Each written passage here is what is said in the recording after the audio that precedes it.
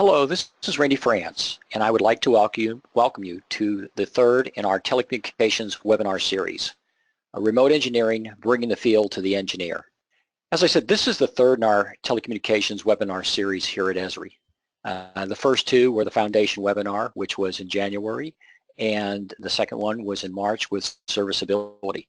Both those are posted online at the Esri/telecom or esri.com/telecom landing page, and so you can get access to those. Today we're going to be covering bringing the field to the engineer, and then we have three more for the remainder of the year.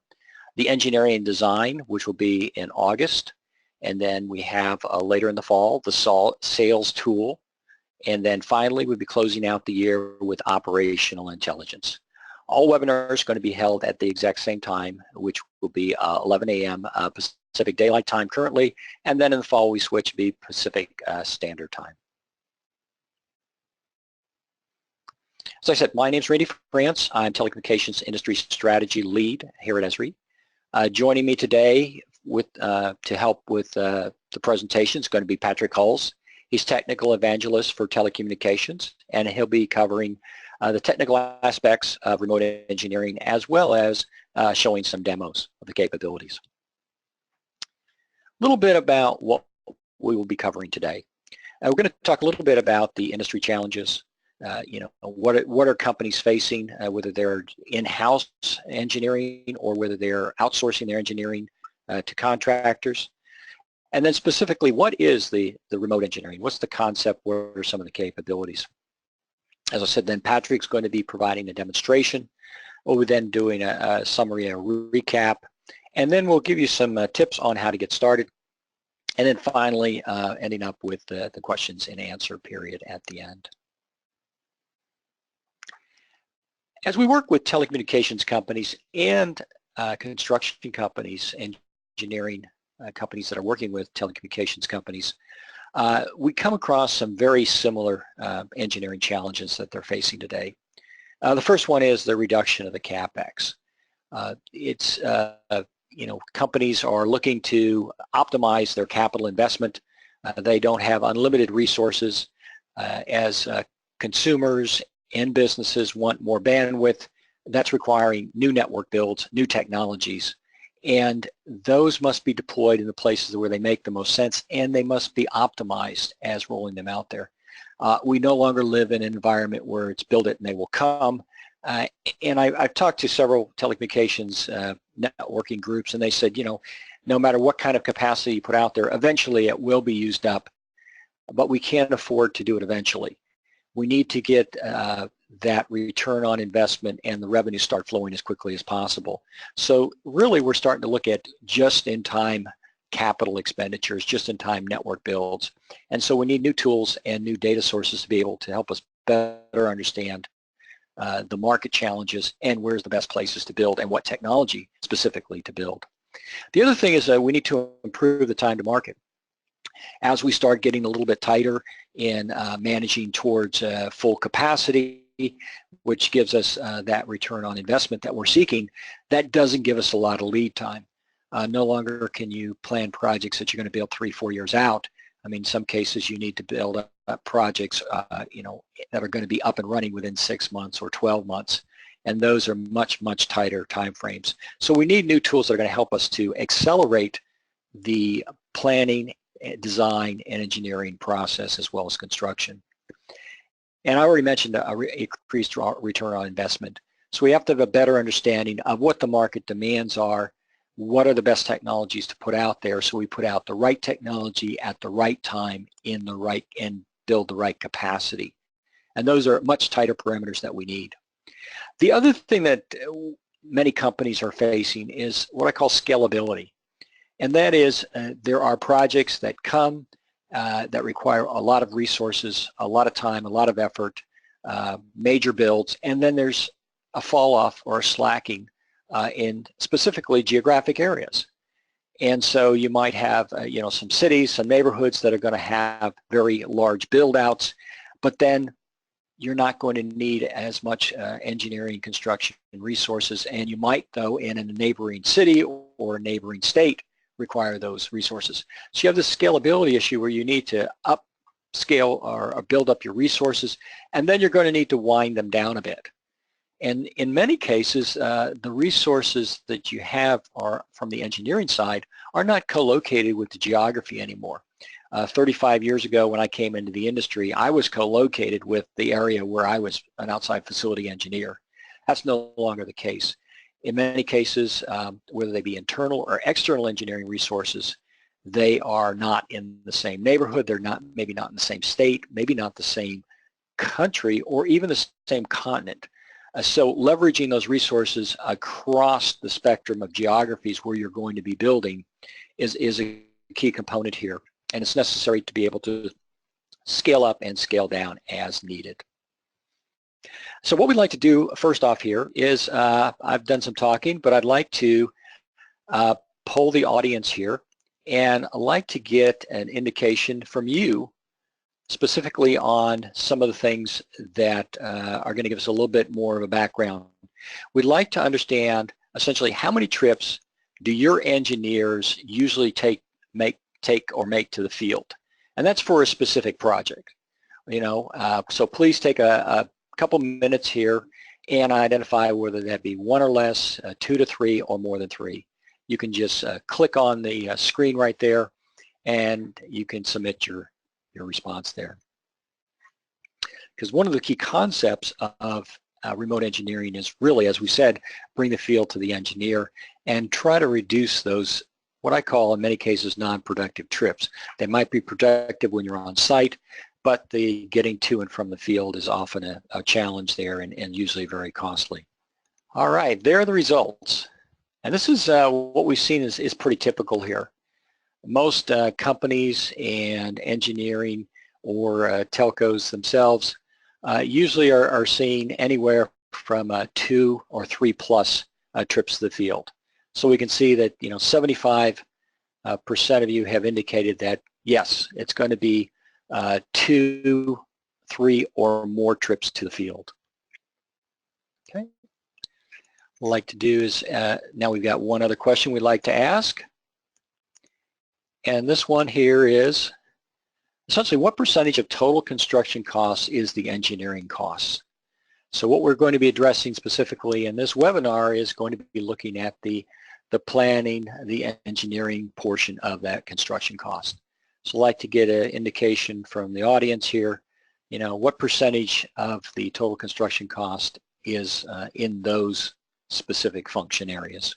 And once again, this is what we've been typically seeing from the companies that we work with, that essentially, we're looking at anywhere from, 10 to more than 20% of the total construction costs is in that engineering. So if we can reduce those costs, we can definitely save you on the total engineering build out or total construction costs as well. So what is remote engineering? We've talked about a little bit. We talked about bringing the field to the engineer, and that's essentially what it is. It's about looking at the engineering process and delivering the relevant data that the engineer needs, but not making him go out and fetch it. I hate to admit it, but 35 years ago, when I was in an engineering group at a telecommunications company, we actually sent 2 engineers out to the field. One drove the vehicle and the other had the measurement wheel hanging out the window. I was the junior guy, so it was the middle of winter, and I was actually hanging out the window doing the measurements for a fiber run. That's a very inefficient use of resources.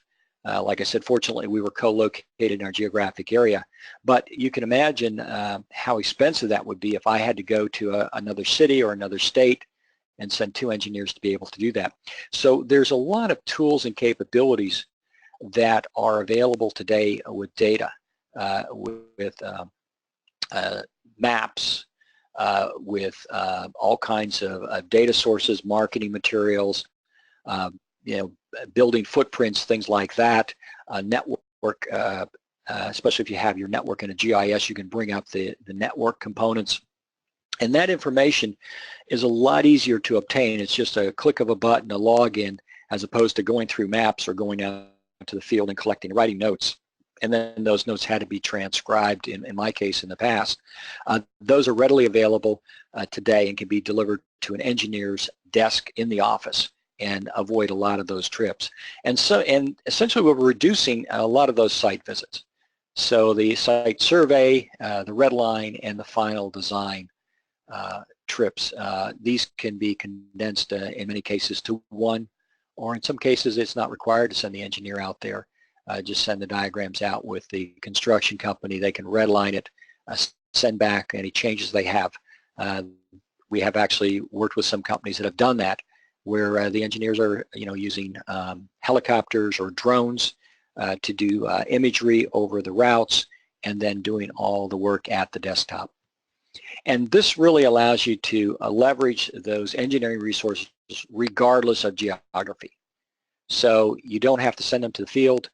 You can reuse, so that expertise for maybe a fiber build can be used over and over and over again by using, bringing the engineer, or bringing the resources to the engineer, as opposed to sending that engineer out to the field. So he's got the data he needs, and he can use it. So it doesn't matter if he's working, down the street or across the country, or even across on the other side of the world.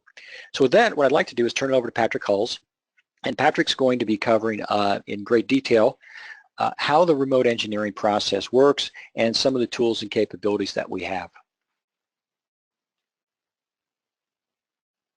Thank you, Randy. So ArcGIS enables remote engineering capabilities across the entire network planning and engineering workflow. So from strategic planning and looking at where to deploy new network technologies, so you get a return on investment, to remote site survey and doing a lot of that, bringing the field to the engineer and inspecting what is going on without actually going out into the field, to the initial design with some of the spatial tools to be able to do the optimized routing for fiber deployments, then the field verification. So once you have that initial design and you need to send somebody into the field, being able to streamline that process with tools to be able to collect data in real time and send it back to the engineers in the office. To the verify field changes, the detailed design and engineering, and then the permitting and construction. And then finally, giving management teams and executive teams oversight for the entire kind of span of the project build, as well as insight into all of the new projects that are going on across different territories and regions.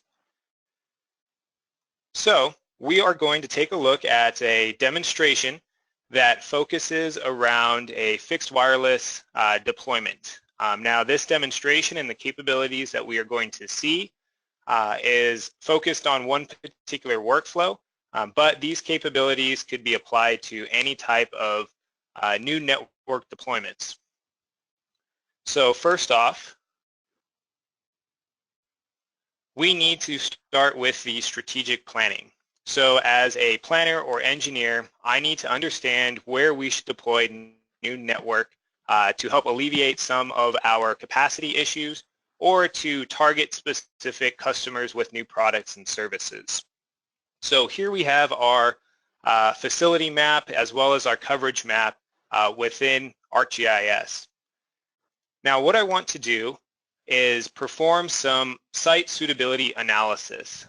Now what site suitability analysis is the ability to take in multiple layers or data and then perform a weighted overlay and apply business rules to say, let's factor in different rules and data sets so we can use the GIS to return back areas of high suitability. So this means when we are looking to deploy a fixed wireless access point, we can start to factor in our business rules so the GIS technology can actually center in on a location for us to deploy that based on whatever our needs may be. So for this example, some of the factors that we want to include is proximity to existing fiber. So we want to look at where we have strand available. And as you can see, color here from red to green, green being an area of high interest because we have current availability. We also want to factor in where we have current subscribers. So we want to be able to deploy a fixed wireless access point in areas where we know we have a customer base that is willing to purchase and subscribe to those new products and services. So again, from red to green, green being areas where we have a high volume of customers in that particular hexagon. We also want to factor in population growth. So we want to be able to deploy a fixed wireless access point or new network technology where we know there is going to be a surplus of people over the coming years or new businesses moving into a specific area. So again, the areas in green have a high population growth between now and 2018. And then finally, we want to bring in our additional or our existing RF propagation or network capacity information so we can look at where we have either poor coverage or capacity needs today. So again, areas in green are where we need to help alleviate some of our capacity issues. So what I want to do is take all of those data sets and layers and bring them into our suitability analysis model. So what this model does is it factors in these different business rules, it combines them, and allows me to apply a weighted overlay on them. So I can rank proximity to fiber higher than capacity issues, or I can rank where we have capacity issues higher than where population growth is expected, so that we can get different results based off of what business rules we want to rate higher than others. So once we factor in all of these data sets and we run the analysis tools, we are returned this result of polygon areas. So these polygon areas have been deemed high suitability or highly suitable for fixed wireless deployments based off of those input layers. So now that we have our target areas for deployment, we can take this layer and we can share it up to another member of our organization or to our initial field surveyors so they can start to inspect within these polygon areas and look for buildings and poles to deploy our fixed wireless access points.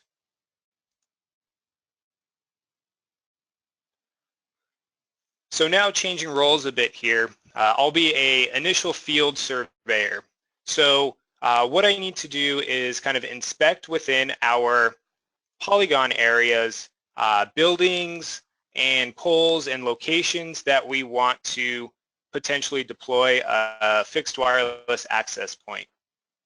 So part of ArcGIS is being able to have access to lots of different layers and data sets to help make the best decision. So some of that data that we have access to is high quality aerial imagery. So this imagery is down to sub-meter accuracy, and if we zoom in close to the map here, we can see how crisp this aerial imagery is. So being able to have recently flown imagery that is this crisp, I can start to get that aerial view of what is out in the field. We can also have access to business information as well as parcel information so we can understand exactly who is the owner of a specific building or piece of parcel, who or what utility owns a set of poles. Having access to all of this information in the ArcGIS database so that we can start to put our fixed wireless points properly in the right locations.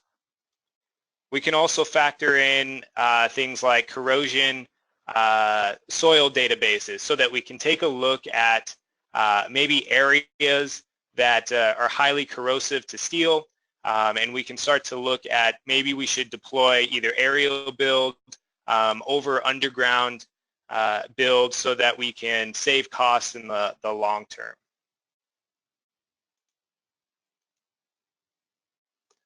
And then finally, we can also include things like Street View so that we can get a look, kind of a detailed look at what's going on in the field from the Street View level, look at the different buildings, see where there might be locations where we can deploy the fixed wireless access points.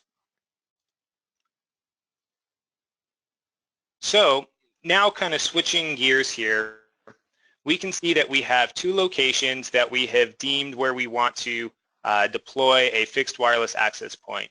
And now we need to provide communication networks to these locations. So for this example, we will be backhauling fiber from our existing network here in the downtown Tampa area to this particular location. So using the ArcGIS network planning tools, we have the ability to ask the GIS technology to find the most optimized route based off of a couple different business rules. So here we have the shortest distance route that has been returned to us. And I'm going to turn off our aerial imagery so we can see the route better. And what this tool has done is, using the street network, located the shortest distance path from our access point back to, from our fixed wireless location back to an access point on our existing fiber network. It also buffered that route and highlighted and selected all of the businesses along this particular route. So as a network planner, I can start to factor in what the potential cost of this build will be and what might the potential return on investment be by selling new business services to these business locations. What this tool also allows us to do is apply a different business rule to this. So instead of looking at the shortest distance route, I now want to look at a route that has the highest number of businesses down it. So applying a business influence of 100%, we get back a slightly different route. As we can see, it's quite a bit longer, but the number of businesses passed is quite a bit more.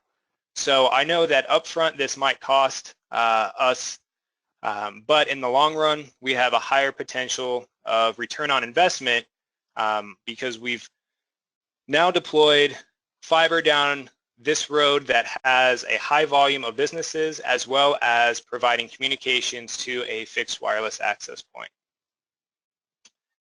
Next, I want to export this route layer so we can send it out to the field to have it verified. So we'll give this a project name, a placement type, fiber type, we'll say 48 strand, cable makeup, installation difficulty, any comments. We'll go ahead and mark this as approved since this is the proposed route, and then we will fill out some additional information here for our costing. Then we can save this into ArcGIS, and now it's instantly available to anyone in our organization who has access to this data. So next, I'm going to go ahead and bring up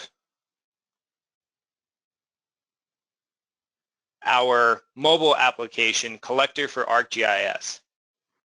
Now that we have done the initial design or that initial route planning, we need to send this information out into the field with our field team so that they can verify this route. So out in the field, I want to open up our network map notes and redlining map. Here in the map, it looks very similar to the network planning view.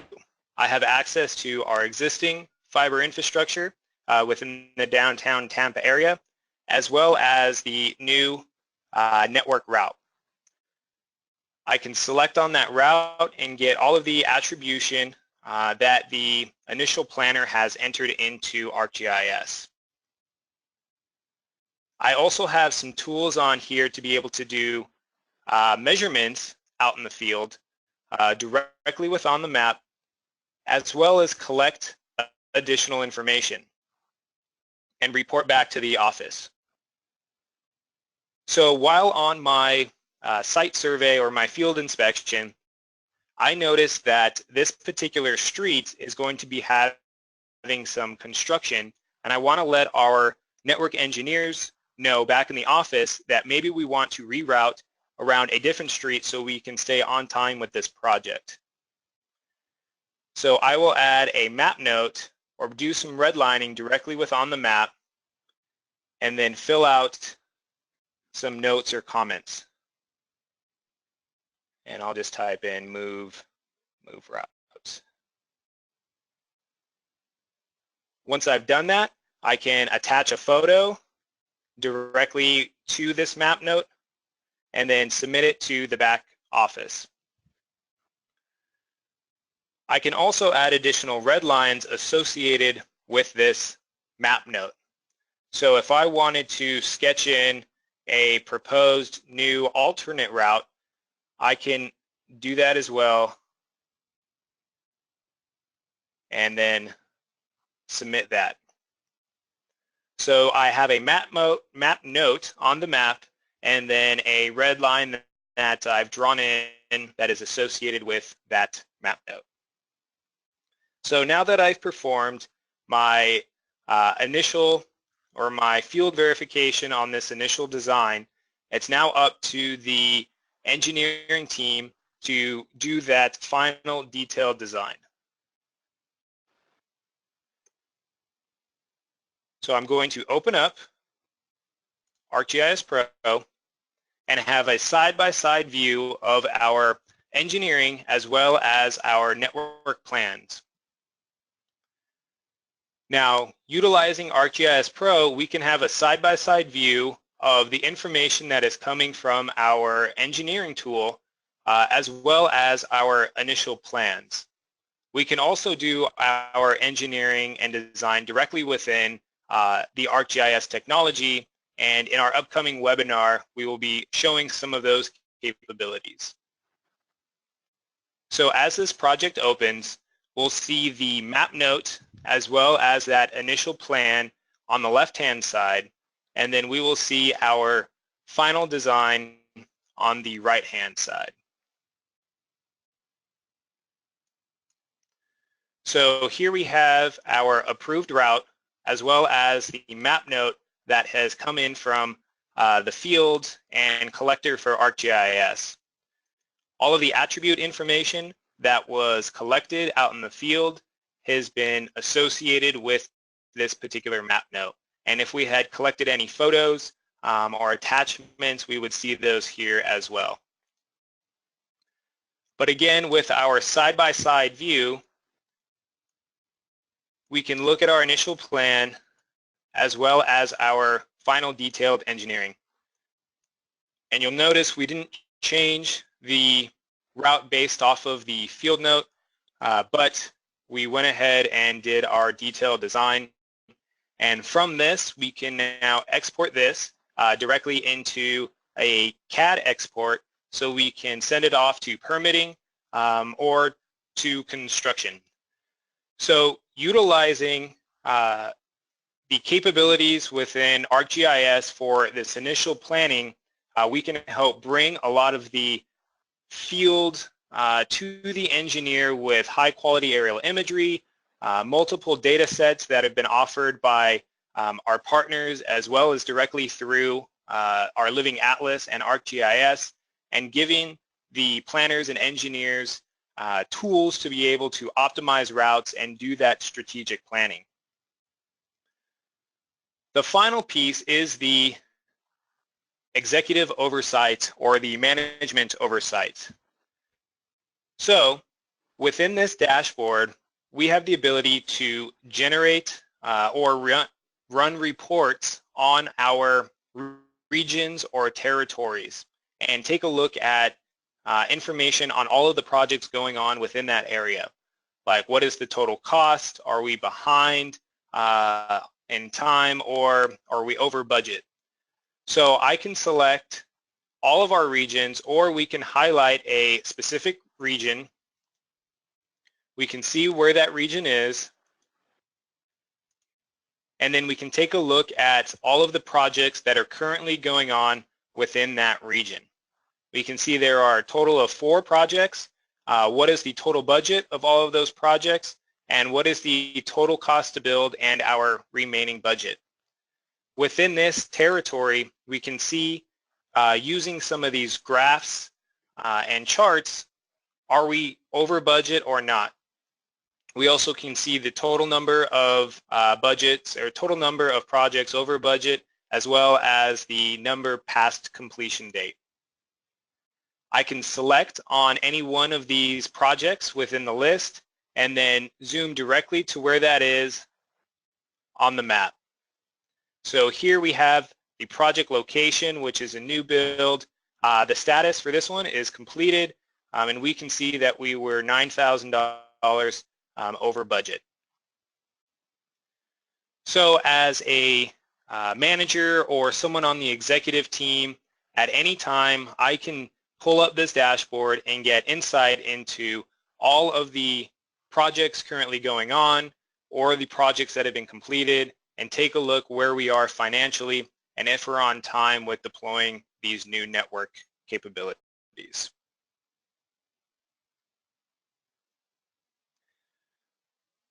All right, so we saw a lot of capabilities that have been offered through ArcGIS. We saw network planners having tools, field surveyors, the engineers, and the management teams, as well as quite a few data sets that bring the field to the engineer. So for the network planning teams, we had a network suitability model that allowed us to do our strategic planning and look for areas to deploy new network capabilities. We also had our network routing tool that allowed us to figure out the optimized route based off of a couple business rules, either shortest distance or number of businesses passed. We had field mobility apps for our field surveyors, so when they do have to go out in the field, they can streamline the data collection and collect that data in real time to report it back to the office, utilizing Collector for ArcGIS or Survey 123, which we didn't show, but is a survey or form-based data collection. We also have network engineering and design tools for our engineers, which we didn't get into in this webinar, but we will cover in the next one. And then finally, we had our operations dashboard for ArcGIS, which allowed us to summarize project information and make it available to management teams. On the data side of things, we pulled in our towers and coverage maps directly from our engineering teams, as well as our outside plant. We also pulled in a map notes and red lines layer that is a solution template that is available today for download to be able to send people out in the field and quickly collect those map notes and red lines. We also had some data sets that were available through the Living Atlas and ArcGIS, some of the demographic data like the population growth, the soil corrosion data. We also had some premium partner data, the business data, as well as the parcel data and the imagery data. And then utilizing ArcGIS, we could also integrate directly within a OSS or BSS, just like a work order management system, so we could feed these designs directly into that system and track kind of the end-to-end process for these build-outs. So with that, I will turn it back over to Randy France to talk about some of the remote engineering savings that we have seen from our customers. Thanks, Randy? Patrick. A lot of great stuff there.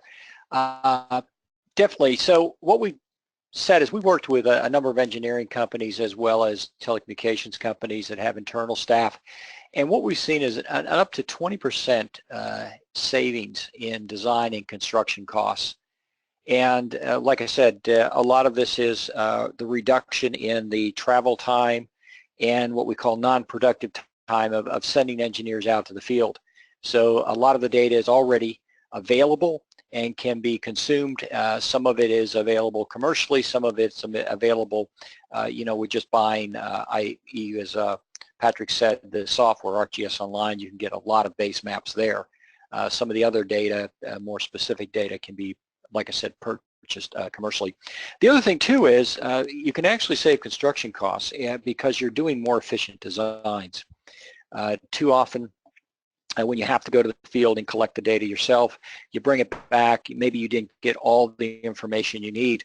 Well, since you can just pull that data back up via maps and via other data sources, if you missed something or you had a change or a question came up, you'd like a slight modification, you can just bring that back up. And that helps you with more efficient construction builds as well. So you aren't making assumptions of what you missed.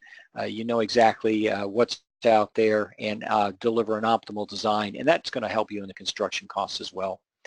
We've seen productivity increases here, up to a 3-fold increase in engineering productivity.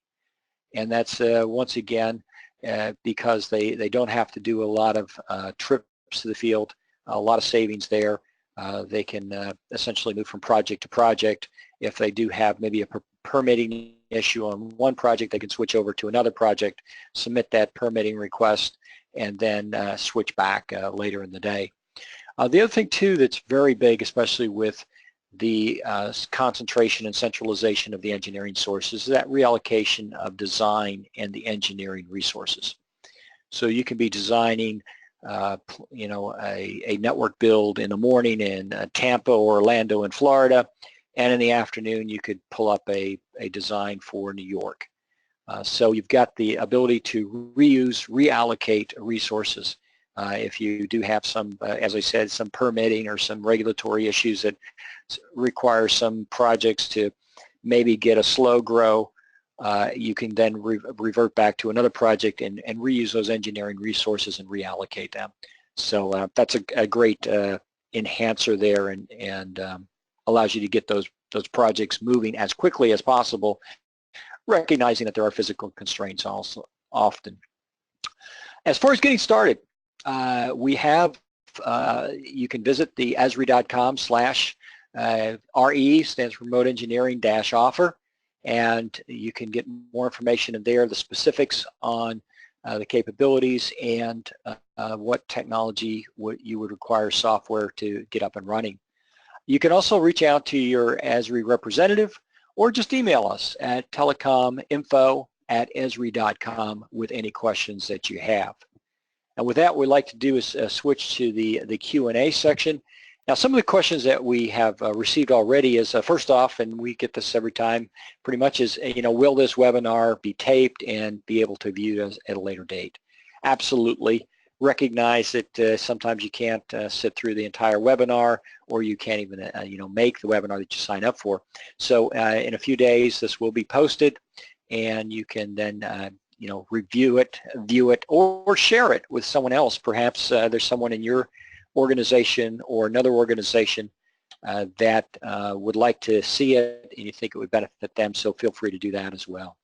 Here's one that came up, Patrick, is can we use Google Maps instead of Bing Maps? Yep, great question. So based on the Google terms and conditions, we are not allowed to use Google Maps or Google Street View within ArcGIS. We do have out-of-the-box base maps available through ArcGIS, probably a half a dozen to a couple dozen different base maps, from aerial imagery to topography to streets that are available with ArcGIS. And we also have quite a few partners that offer very high quality aerial imagery, like NearMap that we showed here in the demonstration. Okay, great. Here's a question about what ArcGIS software we're using for this demo. Yep, another great question. So we did show quite a bit of software. We started with ArcGIS Pro, so that is our desktop app that allows us to do a lot of the model builder and the strategic planning with the site suitability analysis tool. We also saw the Serviceability / network planning tool that is a widget that is a part of Web Application Builder. Web Application Builder is available in ArcGIS Online and as a standalone developer product in which you can deploy the Serviceability network planning widget to do the optimal network planning. That is a solution template up on our solution site today. We also saw Collector for ArcGIS, which was the mobile application that allowed us to collect the information out in the field. And as I mentioned, an alternative that is more form-based instead of map-centric is Survey 123. Then we came back to ArcGIS Pro once again, and then finally Operations Dashboard for ArcGIS, which allows us to configure a dashboard for essentially anything. We could do it for the project management, if we want to do it for sales reporting, if we want to have one for one project at a time. It can be configured to pull in any web map within ArcGIS and then summarize the information. Patrick, you talked about the operations dashboard. How do you create an operations dashboard, and which specific product is it? Yep. So the specific product is called Operations Dashboard for ArcGIS. Today there is one way to create a dashboard. It is a desktop client app that you download and install, and then it has a builder that allows you to go in, design where you want to place the different charts and widgets and tables within the dashboard and configure however you want to. There's also quite a bit of widgets that are a part of Operations Dashboard and open source widgets that you can install. We do have a new version of Operations Dashboard that will be released soon. That is a web client that will allow you to have the same experience in building the Operations Dashboard through a web viewer directly integrated in with ArcGIS Enterprise as well as ArcGIS Online. Very good. If I already have an engineering tool today, can I still incorporate some of these capabilities? Yep, absolutely. So I would say that a majority of our customers are using ArcGIS side by side with a engineering tool today. You can incorporate a lot of the data that is coming out of your engineering tool into ArcGIS and be able to utilize the network planning tools that we have and the field mobility tools around the engineering tool.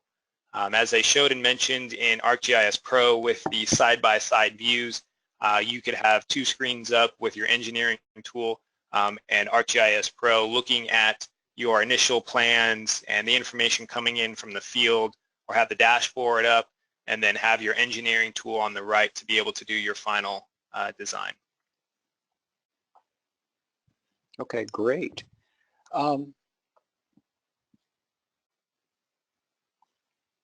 Here's one. Does the ArcGIS Collector tool work offline, and how does it handle data synchronization? Yep, another good question. The answer is yes. You can download and take the data as well as the base map offline.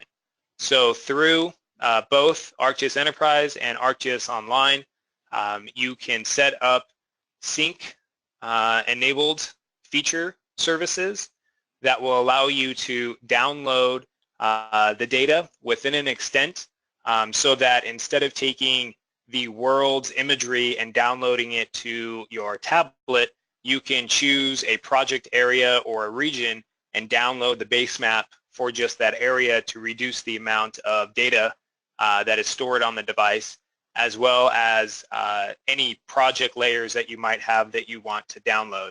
And then as you're doing edits offline, it's storing them locally, and then you have the option to resync it at different time intervals, and when you get back either to the office or really just into cellular connectivity or Wi-Fi connectivity to push that data back up. And you can set up different versioning capabilities through ArcGIS Enterprise, so you can track, you know, the edits made on the data sets. Okay, very good. Here's a really good question here. The demonstration showed centerline-based plant, which I'd assume it to be underground. Is aerial plant mapping included as a function? So aerial map as a function, absolutely. So you can, if you were recording your outside plant or your center lines with z-values, you can record the aerial plant and exactly where that aerial plant resides on the pole. The data that you saw had the ability to change whether it was an underground or aerial plant. I would say the majority of our customers just have an attribute field designating whether it is aerial or underground. But if you are looking to track exactly the height of that aerial build, you can definitely record a z-value that gives it the height so that you can visualize it within ArcGIS Pro or within 3D and see exactly where that aerial build is. Yeah, and let me also state that depending on the precision of the GPS coordinates that you collect for aerial typically is on one side of the street or another. So if you have collected your plant information, location information with a precise enough GPS coordinate that it will tell you which side of the street it's actually on. And the same thing really applies to buried or plant that's in conduit as well, right, Patrick? Yep, that is correct. Yeah, you know, we've got some projects going on, and even some partners today that have augmented reality solutions that allow you to visualize where the build is. So putting on a headset, you can kind of look around and see, you know, through the camera view exactly what is going on out there, and then get a graphic of your build, either aerial or underground, depending on where it is in the street, under the street. Is Network Analyst extension required for the strategic planning analysis demo that you performed? Sorry, could you repeat that? Is Network Analyst extension required for the strategic planning analysis that you performed? So the strategic planning, the site suitability analysis tool does not require the Network Analyst extension.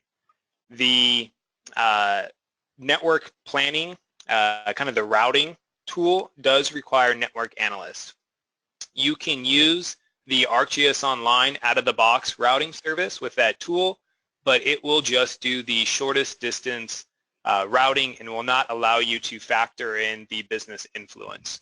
The Network Analyst extension allows you to create that custom service with your business rules built in, which could be, you know, avoid certain types of road segments that are too costly, or I want to go down routes with high volumes of residential or business locations. So Network Analyst allows you to create that custom service, but you could still use the routing tool with the ArcGIS Online out-of-the-box service, but it will just give you the shortest distance route. Okay. Here's a good question here. Can you do in-building planning? In-building planning. So inside plant, there are some partners that we have available that do a lot of the inside plant design and management. Through the out-of-the-box tools, you can do a little bit of the planning utilizing ArcGIS Pro and the 3D capabilities to do your design of a building and show where you have a strand going up the side of a building or connecting into a building, and then where you have access points on different floors. So you can model that and show it within the 3D tools, but we have partner solutions that allow you to do the more kind of extensive planning capabilities and the actual design for kind of inside plant or in building. Here's one a little bit more on data here. Is all the data you showed included in the remote engineering solution? Another good question. So probably 50-50.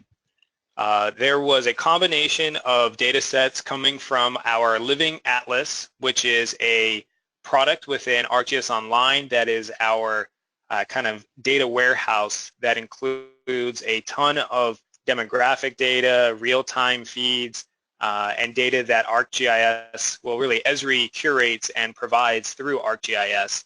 And then there was kind of premium or commercialized data sets that are available from our partners, which include Share Tracker business data, so the business location points, CoreLogic parcel data that had the parcel information, the near map imagery, which was the high quality aerial imagery, and then some of the street view products through Cyclomedia and then Mapillary. And here's a question regarding the street coverage you showed. Is the street coverage you showed ubiquitous across the U.S.? So the street view is not ubiquitous across the U.S. It varies by partner solution. So depending on which partner you are looking into, they have different coverage areas and availability and different ways of either them collecting the data or having yourself collect the imagery. So clarifying that, you could actually have a contract with one of those partners to go out and collect that street level coverage?